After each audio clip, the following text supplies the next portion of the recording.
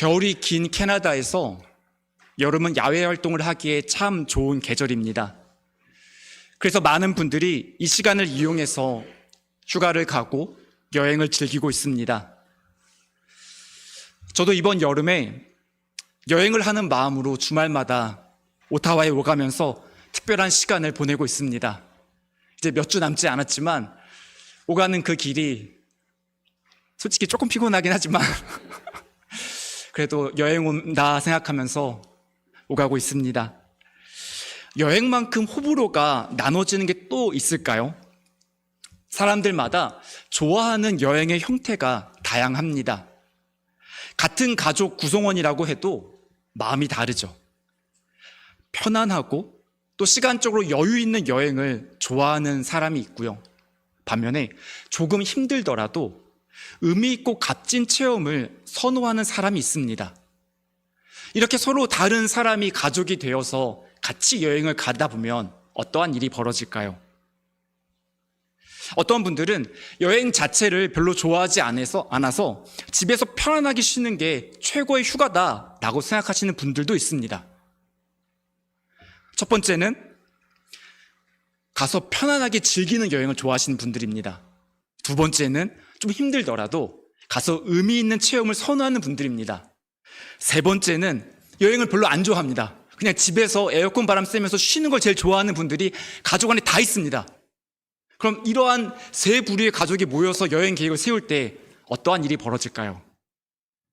일단 여행을 시작하기 전부터 의견이 대립하게 되죠. 올해는 의미 있는 여행을 가자. 아니야, 올해는 호캉스를 가자. 아니야, 올해는 집에서 치킨을 시켜 먹자. 나눠지게 됩니다.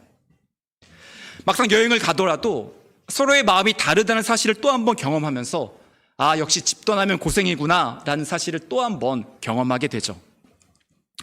제가 생각했을 때 여행의 만족도가 높아지기 위해서는 여행하면서 먹는 음식과 여행지의 숙소 그리고 이동하는 과정이 매우 큰 비중을 차지하는 것 같습니다.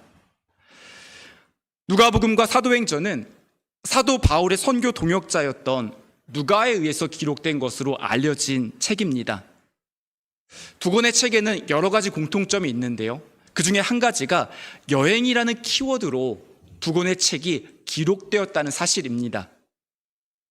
아마 여러분들 중에 사도행전은 여행이 많이 등장할 것 같은데 누가복음도 여행이 많이 등장하나요? 라고 의구심을 갖는 분들이 계실지도 모를 것 같습니다.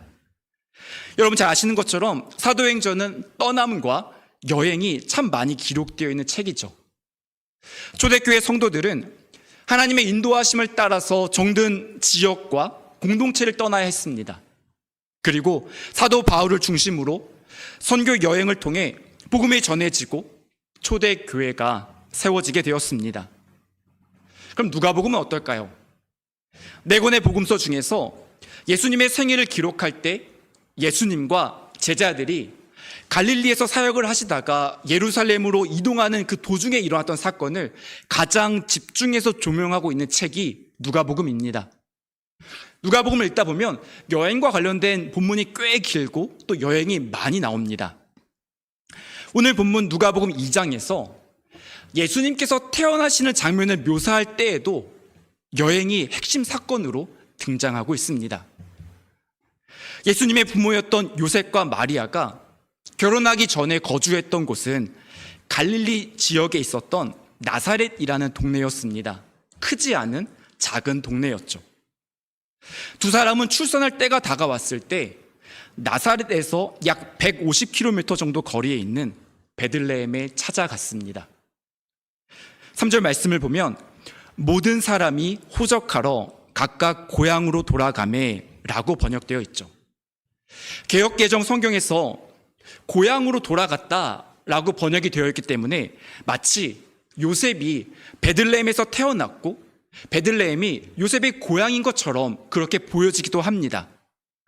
하지만 헬라어 성경에 기록된 표현을 직역하면 자기 자신의 도시로 번역이 됩니다. 굳이 요셉이 베들레헴에서 태어났다라고까지 생각하기에는 조금 무리가 있는 거죠. 4절과 5절을 보면 요셉의 상황을 보다 분명하게 이해할 수 있습니다. 요셉도 다윗의 집 족속이므로 갈릴리 나사렛 동네에서 유대를 향하여 베들레헴이라 하는 다윗의 동네로 그 약혼한 마리아와 함께 호적하러 올라가니 마리아가 이미 잉태하였더라. 아멘. 요셉이 임신한 아내 마리아와 함께 베들레헴에 갔던 이유는 다윗의 후손이었기 때문에 인구 조사에 참여하기 위해서 그곳으로 올라갔습니다. 여러분, 혹시 왜 굳이 베들레헴으로 갔다라고 표현하지 않고 베들레헴으로 올라갔다라고 기록되어 있는지 궁금하지 않으신가요? 지리적으로 보면 나사렛은 갈릴리 호수 근처에 있었기 때문에 더 북쪽입니다. 반면에 베들레헴은 예루살렘 주변에 있었기 때문에 더 남쪽에 있었죠. 분명히 북에서 남으로 내려갔는데도 불구하고 성경은 베들레헴으로 올라갔다라고 표현합니다. 성경을 읽다 보면 어느 지역으로 올라갔다라는 표현을 또 쓰는 지역이 있습니다. 예루살렘이죠. 성도들이 예루살렘에 갈 때 대부분 예루살렘으로 올라갔다라고 표현을 합니다. 그 이유는 유대의 산지가 높은 지역에 있었기 때문이죠. 지리적으로 높은 고도에 올라갔기 때문에, 또한 그 지역이 이스라엘의 중심 지역이었기 때문에 마치 한국에서 서울을 갈 때 상경한다, 서울에 올라간다라고 표현하는 것처럼 이스라엘 백성들도 예루살렘에 갈 때 혹은 유대 산지에 갈 때 올라간다라는 표현을 합니다. 여러분 다 지금 캐나다의 수도인 오타와에 올라오셨죠? 그런 자부심이 있으신가요?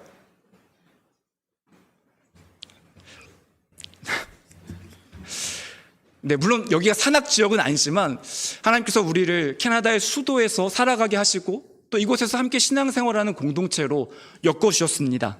그래서 어디 갔다가 오타와로 돌아오실 때 난 오타와로 올라간다 라고 자부심을 가지셔도 좋지 않을까 생각합니다. 출산 예정일이 임박한 마리아와 함께 나사렛에서 베들레헴까지 약 150km를 걸어가는 길은 결코 가깝지 않은 거리였습니다. 제가 설교를 시작하면서 여행이 편안하기 위해서는 중요한 것이 음식과 잠자리와 또 이동하는 경로다 말씀을 드렸잖아요. 이동하는 경로, 지금처럼 자동차가 있던 시대도 아니고 비행기를 타고 가는 것도 아니고 150km를 걸어가는 길, 분명 쉽지 않았을 것 같습니다.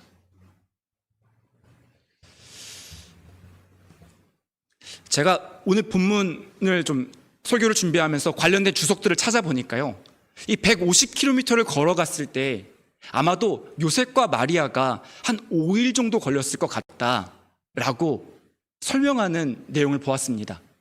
또 어떤 분은 3일 걸렸을 거다라고 설명하더라고요. 제가 그 내용을 책상에 앉아서 읽다가 혼자 웃었습니다. 교통수단이 발전하지 않은 현대사회에서 그만한 거리를 걷는 사람은 많지 않아요. 10km 걷는 것도 쉽지 않고요, 5km 걷는 것도 쉽지 않죠. 제 생각에 아마 150km를 전혀 걸어보지 않은 사람이 한 1시간에 몇 킬로미터 정도 걸으니까 하루에는 몇 킬로미터 걷고 그대로 쭉 걸으면 한 3일에서 5일이면 걷지 않을까, 아마도 책상에서 이 주석을 쓰지 않았을까라는 생각이 들었어요. 저 역시 책상에 앉아서 그 내용을 보다가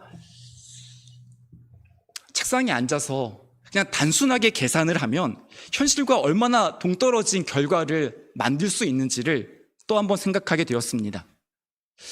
배가 불러서 임신한 마리아가 베들레헴까지 가는 길은 짧게는 7일, 길게는 열흘 이상이 걸렸을 것으로 짐작이 됩니다.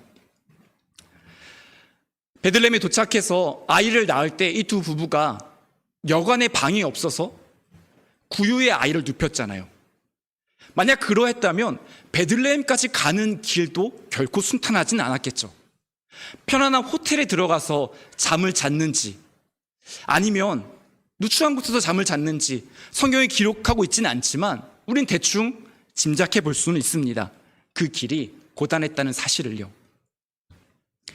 천사 가브리엘이 요셉과 마리아에게 나타나서 마리아가 예수님을 임신하게 될 것이라고 말씀을 하고 예수님께서 이 땅에 오신 메시아라는 사실을 전해 주었습니다.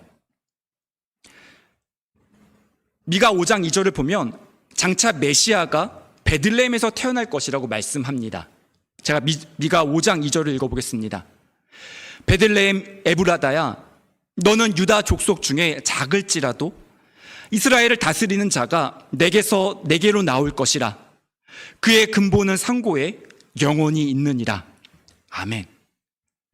만약 요셉과 마리아가 이 미가 선지자가 예언했던 이 말씀을 마음의 염두에 두고 있었다면 아마도 미리 베들레헴으로 가서 차분하게 출산을 준비했을 것 같습니다. 하지만 이들은 이 말씀을 붙잡고 베들레헴으로 간 것이 아닙니다. 오늘 본문 1절을 보면 이 두 사람이 자발적인 선택으로 베들레헴으로 여행을 간 것이 아니고요, 더 좋은 곳에서 우리 아들을 낳게 하기 위해서 원정 출산을 간 것도 아니라는 사실을 발견할 수 있습니다. 마치 어쩔 수 없는 상황 때문에 등 떠밀리듯이 베들레헴으로 갔을 것이라고 우리는 짐작을 하게 됩니다. 1절은 당시의 역사적인 상황을 이렇게 설명하고 있습니다. 그때 가이사 아구스도가 영을 내려 천하로 다 호적하라 하였으니. 아멘. 요셉과 마리아가 나사렛을 떠나서 150km, 그것도 평지가 아니고 유대의 산지를 걸어 올라가서 그 험한 길을 갔던 이유는 로마의 황제 가이사 아구스도가 명령을 내렸기 때문이었습니다. 가이사 아구스도는 로마의 초대 황제였던 가이우스 옥타비우스를 가리킵니다. 옥타비우스는 치열한 내전을 통해서 로마 공화정의 시대를 마감하고 로마의 초대 황제가 되었던 사람이죠. 그리고 존엄한 자라는 뜻의 아우구스투스라는 이름을 얻게 되었습니다. 여러분, 지금이 몇 월이죠? 8월입니다. 영어로는 어거스트이죠. 그 어거스트가 이 아우구스투스입니다. 아우구스투스는 자신의 이름을 달력에 남길 정도로 당시 세상에서 가장 강력한 권한을 가진 절대 군주 황제였습니다. 그의 명령 한마디에 제국의 사람들이 일사불란하게 임신한 마리아도 예외 없이 인구 조사를 하기 위해서 움직였던 그러한 시대였죠.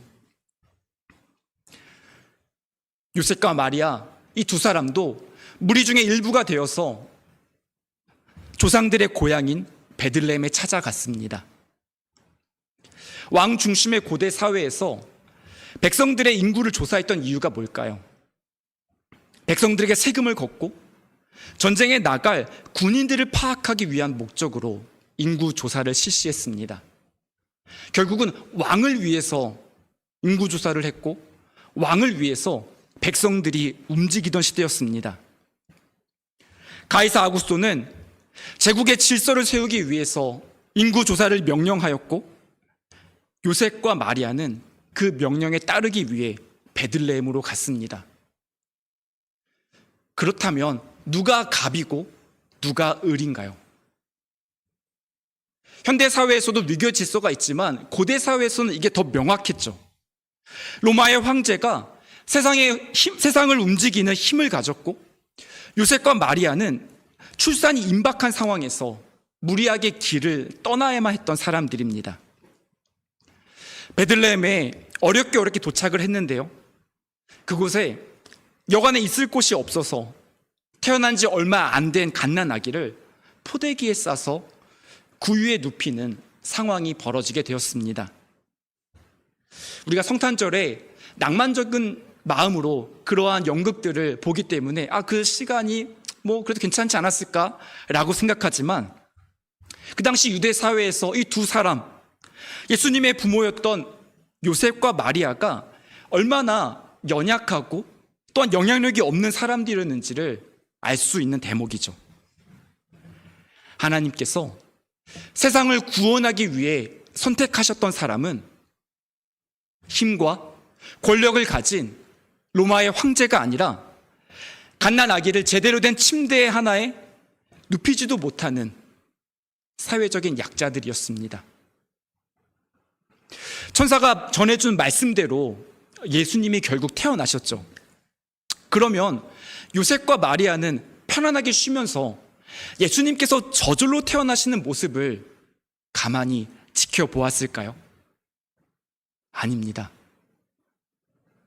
마리아는 출산의 고통을 온몸으로 경험했고, 요셉은 마리아를 돌보고 출산 과정을 준비하기 위해 아마도 베들레헴에서 바쁘게 움직였을 것으로 상상이 됩니다. 하나님의 말씀이 저와 여러분들의 삶 가운데 이루어질 때 우리가 가만히 앉아서 하나님의 뜻을 이루어주세요 라고 지켜보는 것이 아니라, 때로는 눈물을 흘리기도 하고, 때로는 한숨을 쉬기도 하고, 때로는 땀을 흘리면서까지 하나님의 일에 동참할 수 있도록 저와 여러분들을 초대해 주셨습니다. 하지만 안타깝게도 요셉은 자신의 아내인 마리아에게 깨끗한 출산 환경을 제공해 줄 능력이 없었습니다. 로마 황제의 명령을 거부할 수도 없었고, 혹은 지금 아내가 배가 불렀으니 몇 달만 시간을 달라고, 연기해 달라고 요청할 수 있는 권한도 없었습니다. 돈이 넉넉한 사람도 아니었고요. 베들레헴에 아는 사람이 많아서 하룻밤 신세를 질 수 있는 친구가 있었던 것도 아니었습니다. 하나님께서 하나님의 뜻을 이루기 위해 귀한 사명을 맡겨주셨지만, 그 사명을 감당하기에는 결핍이 있었고 연약함이 많았던 사람이 요셉과 마리아였습니다. 예수님께서 이 땅에 오셔서 처음 등을 기대고 누우셨던 구유가 마치 요셉의 모습처럼 느껴집니다. 당시 요셉과 마리아의 상황은 천사가 마리아에게 예수님께서 큰 자가 되고 지극히 높으신 분의 아들로 불리게 된다는 말과 어울리지 않는 것처럼 보입니다. 아니, 어떻게 큰 자가, 지극히 높으신 자의 아들이 이러한 모습으로 태어날 수 있나? 라는 생각이 들죠. 하지만 하나님께서 요셉과 마리아에게 예수님을 돌보고 양육하는 책임을 맡겨주셨습니다. 우리가 신앙생활하면서 한 번 이상은 아마도 이러한 성극을 보았을 것 같습니다. 성탄절인데요. 주로 성탄절 연극은 아이들이 하죠. 귀여운 아이들이 연극을 합니다. 베들레헴에 도착했던 요셉과 마리아의 모습을 우리는 아마도 그 연극을 통해서 떠올리게 되는 경우가 많은 것 같습니다. 주로 이런 장면이죠. 마리아를 연기하는 아이는 한 손으로 허리를 짚습니다. 어디서 좀 본 게 있은 것 같아요. 그러면서 배가 나온 걸 연기하고 좀 걸음이 불편한 신용을 합니다. 요셉을 연기하는 아이는 바쁘게 여관 이곳저곳을 찾아 헤매면서 노크를 해요. 빈방 있나요? 없습니다. 빈방 있나요? 없습니다. 그렇게 여관을 찾지 못해서 거절받다가 결국 어떤 여관 주인이 마구간을 내어주어서 그곳에서 마리아가 예수님을 낳고 구에 눕히는 장면에 우리가 익숙합니다. 요즘 시대 우리들의 눈으로 오늘 본문을 읽으면 그렇게 이해될 수도 있는 장면입니다. 하지만 당시 유대 사회의 문화와 오늘 본문에 기록되어 있는 표현을 살펴본다면 그때의 상황을 조금 더 이해할 수 있습니다. 6절과 7절을 제가 읽어보겠습니다. 거기 있을 그때에 해산할 날이 차서 첫 아들을 낳아 강보로 싸서 구유에 누웠으니 이는 여관에 있을 곳이 없음이러라. 아멘. 요셉과 마리아가 나사렛에서 출발해서 베들레헴으로 도착했던 그날 밤에 마리아가 예수님을 낳았을까요? 어떻게 생각하세요? 베들레헴에 막 도착한 그날 밤에 예수님께서 태어나셨을까요? 사실 성경은 이 부분에 대해서 명확하게 말씀하고 있지는 않습니다. 다만 6절을 보면 거기 있을 그때에 해산할 날이 다가왔다라는 것으로 봐서 정말 도착한 그날 아이가 태어났는지, 아니면 며칠 전에 도착했고 출산일이 다가와서 아이를 낳았는지에 대해서는 해석은 열려 있습니다. 어느 정도 출산을 준비할 수 있는 시간이 있지 않았을까라고 추정해 볼 수도 있죠. 하지만 그곳에서 빈 방을 찾을 수는 없었습니다. 7절에서 여관이라고 번역된 헬라어 단어 카탈리마는 사실은 상업용 여관이 아니라 일반 가정집에 있는 게스트룸을 의미합니다. 예수님께서 제자들과 함께 최후의 만찬을 하셨던 장소가 일반 가정집에 있는 게스트룸 카탈리마입니다. 반면에 누가복음 10장에서 선한 사마리아인이 강도 만난 이웃을 치료하기 위해 찾아갔던 여관, 즉 상업용 숙소는 판토케이온이라는 단어로 표현되어 있습니다. 1세기 무렵 유대인들의 집에는 가족들이 지내는 침실 이외에 손님이 왔을 때 방을 내어주는 게스트룸이 하나씩 있었습니다. 요셉은 지금 그러한 빈 방을 알아보기 위해서 이곳 저곳을 찾아다닌 겁니다. 이 집에 가서 노크하면서 혹시 게스트룸이 비어있나요? 이미 그곳에는 다른 손님이 와 있었죠. 그래서 다른 집에 또 찾아가서 혹시 게스트룸이 비어있나요? 그렇게 수소문을 계속했지만 빈 방을 찾지 못한 상황입니다. 그래서 어쩔 수 없이 예수님을 포대기에 싸서 구유에 눕히게 되었습니다. 그러면 예수님께서는 마구간에서 태어나셨을까요?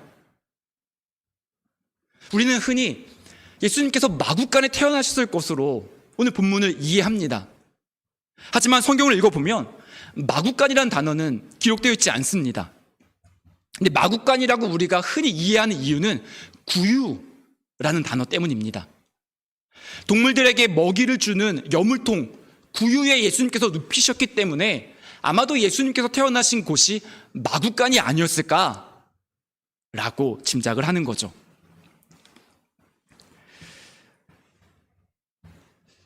그 시대에 전통적인 시골 마을에 있었던 집들은 아래층에는 가축들이 지내는 공간이 있었고 사람들은 위층에서 살았습니다.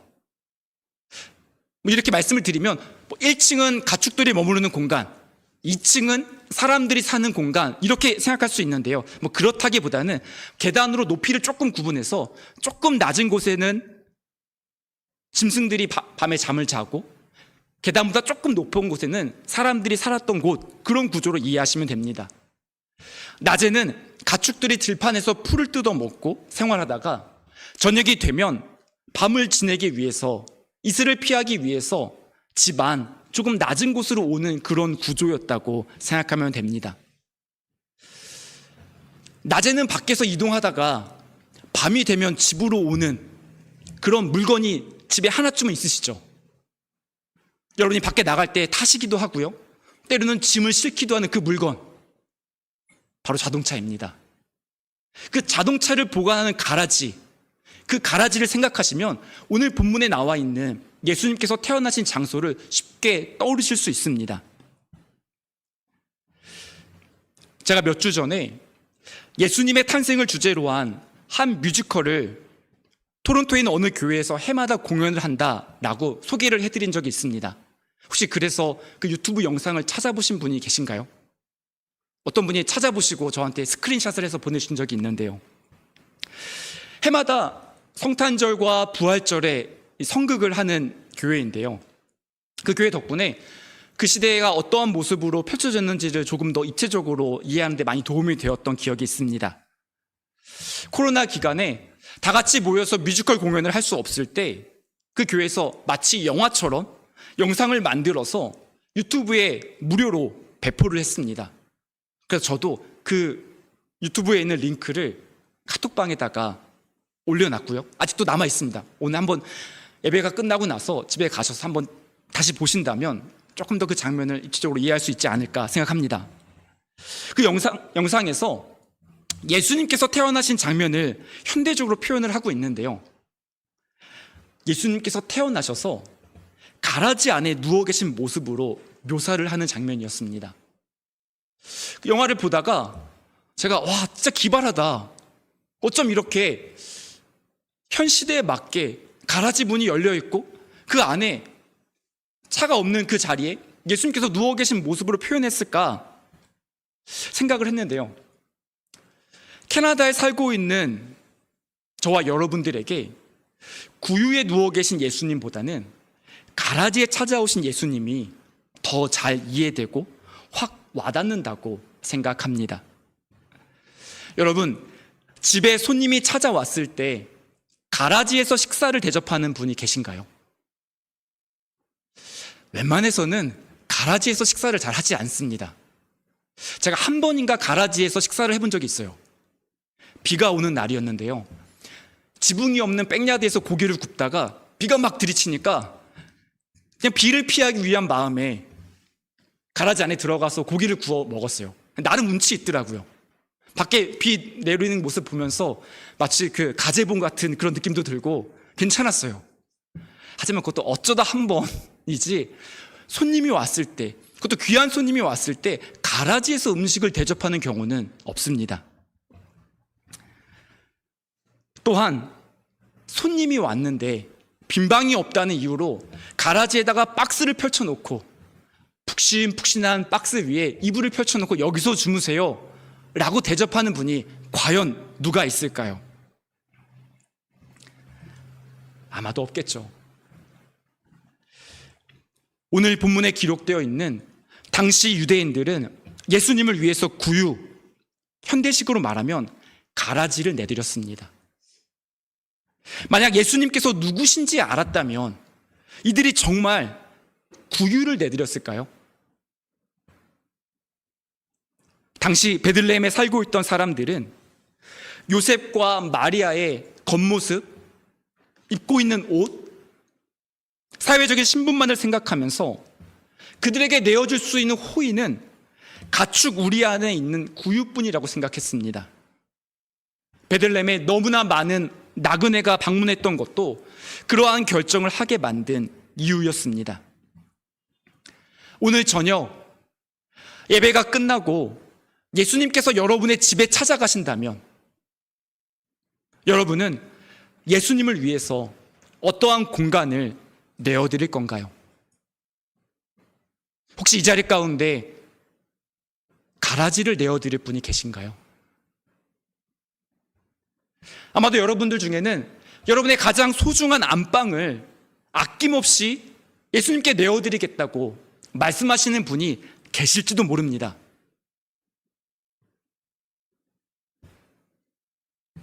이러한 생각을 하는 밑바탕에는 실제로 예수님께서 우리 집에 육신의 몸으로 직접 찾아오시지 않을 거라는, 특히 오늘 저녁은 아닐 거라는 강한 확신이 있기 때문에 이렇게 대답을 고민하지 않고 할 수 있습니다. 그러면 제가 조금 실제적인 질문을 드리겠습니다.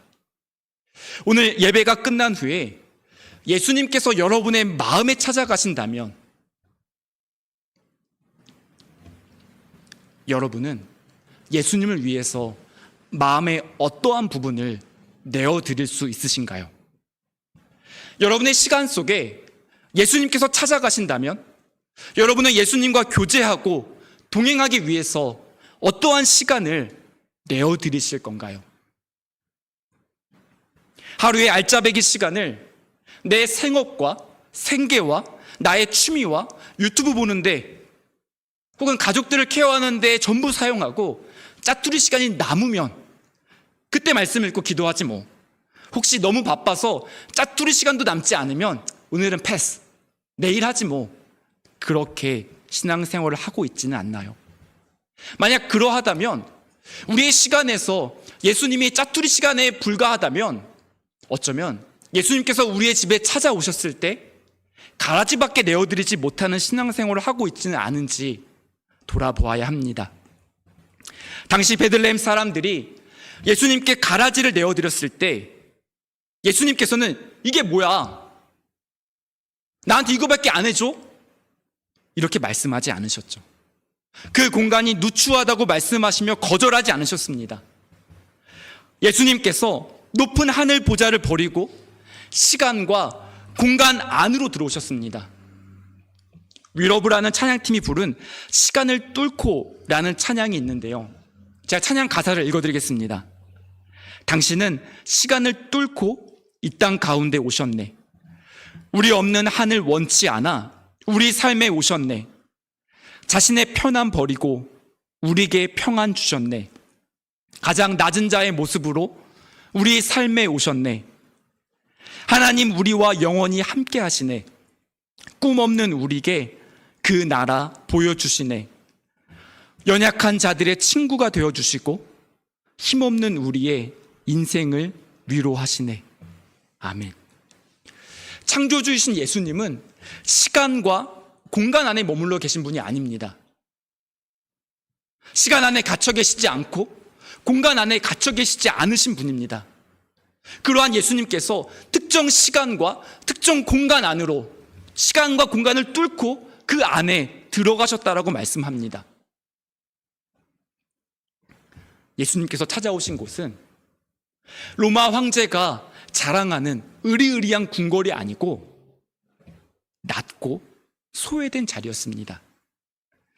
빌립보서 2장 6절부터 8절은 이렇게 말씀합니다. 그는 근본 하나님의 본체시나 하나님과 동등됨을 취할 것으로 여기지 아니하시고 오히려 자기를 비워 종의 형체를 가지사 사람들과 같이 되셨고 사람의 모양으로 나타나사 자기를 낮추시고 죽기까지 복종하셨으니 곧 십자가에 죽으심이라. 아멘. 창조주 하나님께서 단순히 한 어린 아기의 모습으로 이 땅에 오신 것만이 아니라 종의 형체를 가지고 이 땅에 오셔서 자기를 낮추셨다고 말씀합니다. 예수님께서 자기를 낮추신 그 상징적인 표현이 오늘 본문에 나와 있는 예수님께서 구유에 누워 계신 모습입니다. 오늘 설교 제목으로 표현한다면 우리의 가라지에 찾아오신 예수님께서 낮고 소외된 자리 가운데 찾아오신 모습을 보여주고 있습니다. 예수님께서는 연약한 어린아이의 모습으로 이 땅에 오셔서 사람들의 손에 자신의 몸을 의탁하셨고 십자가의 죽으심으로 우리를 구원해 주셨습니다. 가라지에 찾아오신 예수님의 모습은 기독교의 본질이 무엇인지를 잘 보여주는 장면입니다. 고린도후서 4장 7절은 이렇게 말씀합니다. 우리가 이 보배를 질그릇에 가졌으니 이는 심히 큰 능력은 하나님께 있고 우리에게 있지 아니함을 알게 하려 함이라. 아멘. 귀한 보배가 질그릇에 담겨져 있을 때 질그릇이 보배의 영광을 가리는 것이 아니라 사람들이 더 이상 질그릇에 주목하지 않고 그 안에 담겨진 보배에 집중하게 됩니다. 이것이 기독교입니다. 기독교는 예수님 때문에 영광을 얻어서 화려해지는 종교가 아니라 가라지에 있는 모습 그대로, 예수님께서 찾아오신 질그릇에 있는 모습 그대로 하나님께 쓰임받는 공동체입니다. 교회가 예수님의 영광을 가릴 수도 없고 가리려고 해서도 안 됩니다. 여러분들 안에 살아계신 예수님, 또한 우리 교회 안에 역사하시는 예수님이 드러나야 합니다. 제가 한국에서 좋아하는 어떤 목사님이 이런 말씀을 하신 기억이 있습니다. 세상에는 두 종류의 목회자가 있다고 말씀을 하시더라고요. 첫 번째 부류는 대형교회 목회자입니다. 두 번째는 대형교회를 꿈꾸는 목회자라고 말씀을 하시더라고요. 그분은 전자입니다. 이름만 대면 알만한 대형교회 목사님이에요. 근데 그분이 끊임없이 자신의 모습을 점검하면서 본인이 대형교회 목회자라는 사실 때문에 안주하고 안심하고 자랑하지 않고 자신이 그 둘 중에 하나를 선택할 수밖에 없는 목회자라는 사실에 회의를 느끼고 고민하면서 탈피하려고 애쓰시는 모습이 느껴졌습니다. 제가 담임 목사가 된 지 이제 2달이 됐는데요. 저는 어디에 속할까요? 저는 대형교회 목사인가요? 아니면 대형교회를 이루고 싶은 목사인가요? 만약에 둘 중에 하나에 잘 갇혀 있다면 분명 질그릇 안에 보배가 담겨져 있는데 마치 내 안에 보배가 있기 때문에 나 더 이상 질그릇 안 할래요. 나 이제 은그릇, 금그릇 하고 싶어요. 라고 제 본분을 잃어버린 게 아닌가라는 생각을 하게 됩니다. 담임 목사가 됐다고 해서 저의 본분을 잃어버려서도 안 되고요. 우리 교회의 모습이 지금보다 커질 수도 있고 지금과 같은 모습으로 유지될 수도 있지만 그것으로 인해서 우리 교회의 본질을 잃어버린다면, 예수님께서 영광 받으시고 예수님께서 드러나야 되는데 그 본질을 잃어버리게 된다면 교회는 변질되기 마련입니다. 말씀을 마무리하겠습니다. 오늘 본문은 가이사 아구스도와 예수님을 비교하고 있습니다. 가이사 아구스도는 막강한 힘을 가지고 로마 전역에 인구조사를 명령했던 사람이죠. 반면에 예수님은 편안한 침대가 아닌 동물들의 먹이를 담는 그릇인 구유에 누이시면서 이 땅에 태어나셨습니다. 가이사 아구스도는 자신의 성공을 위해서, 자신이 더 높아지기 위해서 한때 친구이고 한때 동지였던 사람들을 죽이며 내전을 일으키며 황제가 되었습니다. 자신의 유익을 위해, 자신의 성공을 위해 다른 사람을 이용하고 심지어 죽이기도 했던 사람, 그 사람이 가이사 아구스도이고 이것이 세상의 질서와 방법입니다. 하지만 예수님께서는 구유에 누이시고 가라지에 찾아오신 예수님께서는 자신의 목숨을 버리시면서 우리를 사랑하시는 그 마음을 입증하셨고 십자가에 못 박혀 돌아가심으로 하나님의 사랑이 얼마나 큰지를 보여주셨고 저와 여러분들을 구원하셨습니다. 누가 이 세상의 주인인가요? 세상은 힘과 권력을 가진 가이사 아구스도가 이 세상의 주인이라고 말합니다. 그래서 높아지려고 하고요. 그래서 교회도 더 큰 교회가 되려고 아둥바둥 합니다. 하지만 예수님께서는 초라한 구유와 십자가를 선택하시며 낮아짐의 가치를 몸소 보여주셨습니다.